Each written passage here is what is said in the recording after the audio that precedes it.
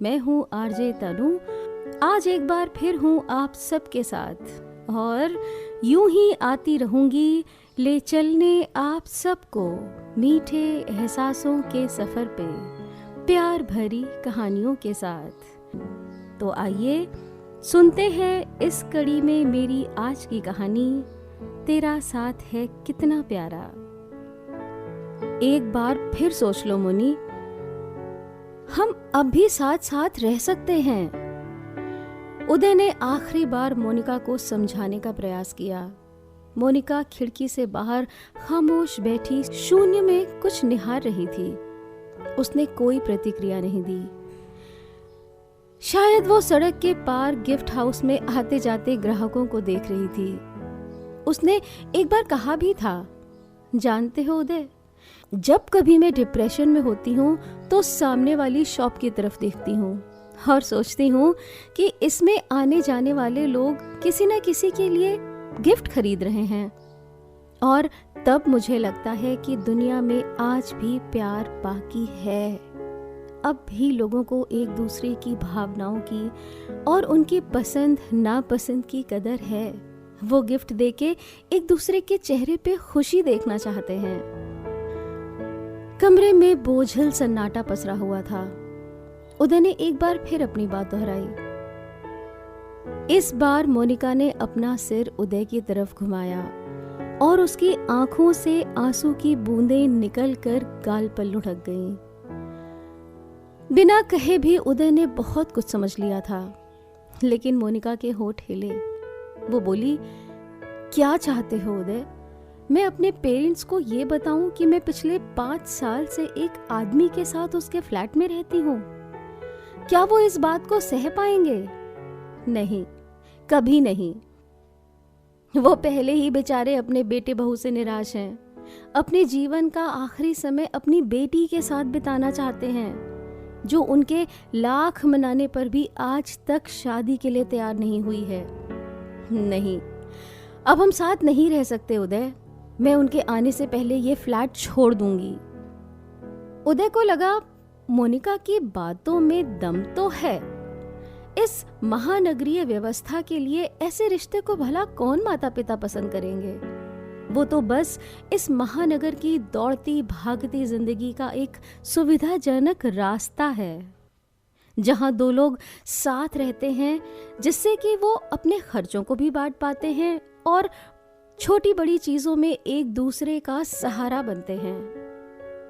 इस रिश्ते को कोई नाम नहीं दिया जा सकता, ना प्यार और ना पता नहीं, बस एक सेट फॉर्मूले पे चलने वाली जिंदगी, जहां सब कुछ है, बस एक डोर नहीं। वो डोर जो 2 लोगों को एक साथ और पूरे जमाने के साथ बांध कर रखती है जिंदगी भर। उदय जब पहली बार दिल्ली आया था तो कई दिनों तक उसे नींद ही नहीं आई थी। हर समय सहमा सहमा सा रहता था। तब वो सिर्फ 20 साल का था। कॉलेज से निकला हुआ ताजा ताजा रंगरूट, कहाँ मेडिकल रिप्रेजेंटेटिव की नौकरी और कहाँ उसकी साधारण कस्बई भाषा। किसके जुगाड़ से आए हो गुरु? सहकर्मियों ने उसके हाव भाव को देखकर पूछा था। वो क्या बोलता कि वो कॉलेज ही नहीं, यूनिवर्सिटी टॉपर है। उसे अपनी आर्थिक मजबूरी के कारण यहाँ ज्वाइन करना पड़ा, वरना वो तो आईएएस बनना चाहता था। धीरे धीरे दिल्ली उसे रास आने लगी थी। वो भी रेस के घोड़े की तरह सबसे आगे निकलने की चाहत में दौड़ने लगा था। एमआर से area manager, zonal manager, CE, Delhi से मुंबई, 2 साल अमेरिका, उसके बाद बेंगलोर। कंपनी बदलती गई, ओहदा बढ़ता गया था और जिंदगी पूरी तरह कॉमर्शियल होती चली गई थी। जिंदगी की सारी मिठास मुट्ठी में बंद रेत की तरह फिसलती चली गई। तभी उसकी जिंदगी में मोनिका आई थी। उसका अतीत भी उदय जैसा ही था। इलाहाबाद जैसे छोटे से शहर से एमबीए किया था उसने। वो भी दिल्ली होते हुए बेंगलोर पहुंच गई थी। उसी की कंपनी के फाइनेंस विभाग में। एक बार लंच टाइम में कैंटीन में पहली बार मिले थे वो। हेलो, मैं मार्केटिंग से हूँ। मोनिका के होठों पर एक मासूम मुस्कुराहट नाच गई थी। सर, मोनिका, फाइनेंस में हूँ। उसकी मुस्कुराहट में अभी भी कस्बाई खूबसूरती बरकरार थी। उदय को पहली ही नजर में मोनिका भा गई थी। फिर तो वे अक्सर मिलने लगे। कैंटीन के लंच से शुरू हुई ये मुलाकात धीरे धीरे दोस्ती में बदल गई। भागती जिंदगी से चुराए गए फुर्सत के पलों में ऑफिस के बाहर भी मिलने लगे। मोनिका बहुत बातूनी थी। जब तक उसके साथ होती लगातार बोलती ही रहती और उदय बस चुपचाप मुस्कुराता हुआ उसे निहारता रहता। भागती दौड़ती जिंदगी के बीच कुछ खूबसूरत लम्हे चुराता रहता। मोनिका ने बताया था, जानते हो उदय, 12वीं पास होने के बाद पापा मुझे कॉलेज में दाखिले के लिए ले गए तो रास्ते में उन्होंने मुझसे क्या कहा? मोनिका, मैंने तुम्हें राक्षस और हीरामन तोते की कहानी सुनाई थी ना? जिस तरह राक्षस की जान हीरामन तोते में थी, वैसे ही हम सब की जान तेरे में है बेटा। ऐसा कोई काम न करना कि हम सब मर जाएं। हमारे यहाँ तो हाई स्कूल में आते आते बेटियों के हाथ पीले कर दिए जाते हैं। मैं तुम्हें पढ़ाना चाहता हूँ, तुम्हें ऐसे पंख देना चाहता हूँ कि तुम खुले आसमान में उड़ सको। लेकिन बेटे, ऐसा कोई काम नहीं करना कि तेरे पापा का सिर नीचा हो जाए। मोनिका उदय को बता रही थी। पापा बोलते बोलते भावुक हो गए थे। माँ तो कभी चाहती ही नहीं थी कि मैं MBA करूं। वो पिताजी से कहती थी, सारा पैसा इसकी पढ़ाई में ही खर्च कर देंगे तो शादी के लिए किसके आगे हाथ फैलाएंगे? आप चाहे जितना भी पढ़ा लिखा दें, बिना दहेज के कोई हाथ नहीं थामेगा। माँ समझाती रही, लेकिन पापा ने मेरा दाखिला करा ही दिया। नोएडा में विमेन हॉस्टल के गेट पर मुझे छोड़ते हुए पापा की आंखों में आंसू थे। मोनी, मैंने तुझे पंख दे दिए हैं बेटा, तू खूब ऊंचा उड़, लेकिन अपनी जमीन मत भूलना। जिस दिन ऐसा हो गया समझ लेना सब खत्म हो जाएगा। जमीन याद रखोगी तो मेरे दिए हुए संस्कार भी याद रहेंगे, और तब भावनाएं भी होंगी और तुम्हारा वजूद भी। मैंने पापा की सीख को गांठ बांध करके रखा है उदय। शायद तभी मैं आज जिंदा हूं। ग्लोबलाइजेशन के इस दौर में भी, जहां भावनात्मक कुछ भी नहीं रह जाता, जहां आदमी धीरे धीरे मशीन बनता चला जा रहा है, नोट कमाने वाली मशीन। फिर एक दिन ऐसा भी आया जब मोनिका विमेन हॉस्टल छोड़कर उसके साथ रहने आ गई, उसके 2 बेडरूम वाले फ्लैट में। मोनिका चाहकर भी अपने लोअर मिडिल क्लास फैमिली को उदय के बारे में नहीं बता पाई। भला कैसे बताती कि वो एक ऐसे आदमी के साथ एक ही छत के नीचे रहती है जिससे उसके विचार मिलते हैं, जो इस विशाल समंदर में उस जैसी नन्ही मछली की सुरक्षा में अपनी हथेलियों का सहारा देने के लिए तत्पर रहता है। पिता और माँ के लिए तो वो तब भी हीरामन तोता थी और आज भी है। उनके प्राण तो उसी में बसते हैं। मोनिका का भाई था मनीष, जो अब पता नहीं क्यों परिवार से एकदम अलग थलग हो गया था। वो मोनी से 5 साल छोटा था और इस समय गुड़गांव की एक मल्टीनेशनल कंपनी में इंजीनियर था।